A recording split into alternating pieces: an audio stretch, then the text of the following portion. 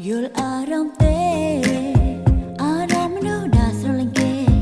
មិនស្រួលនោះទេធ្វើគ្រប់យ៉ាងដើម្បីផ្គប់ចិត្តគេយើងស្រឡាញ់គេធ្វើអ្វីមិនគិតខ្លួនឯងទេតែភ្លេចសួរគេថាមានចិត្តស្រឡាញ់យើងទេមនុស្សស្រីបែបណាជាសង្សារក្នុងចិត្តប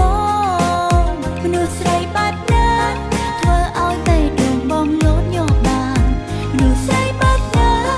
មានគ្រប់លក្ខខណ្ឌដែលបងត្រូវការជួយប្រាប់អូនហោអូនចាំមានធ្វើតើគេ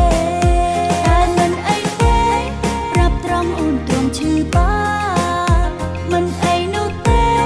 អូនអាចសំដែងធ្វើជាធម្មតាអូនមិនអីទេព្រោះគ្រប់យ៉ាងអូនបានត្រៀមចិត្តហើយស្រឡាញ់គេតែម្នាក់ឯងឈឺគឺធម្មតា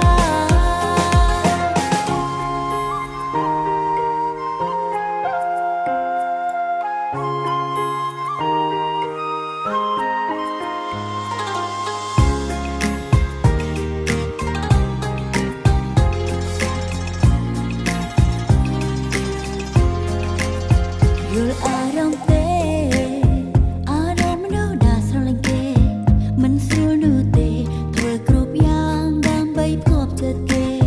យើងស្រឡាញ់គេធ្វើអ្វីមិនគិតខ្លួនឯងទេតែភ្លេចសួរគេ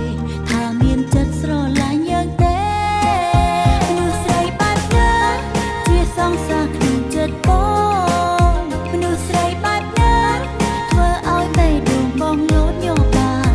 មនុស្សស្រីបែបណា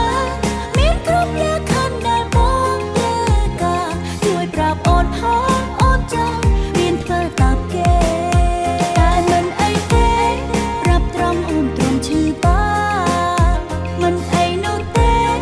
អូនអាចសំដែងធ្វើជាធម្មតាអូនមិនអីទេព្រោះគ្រប់យ៉ាង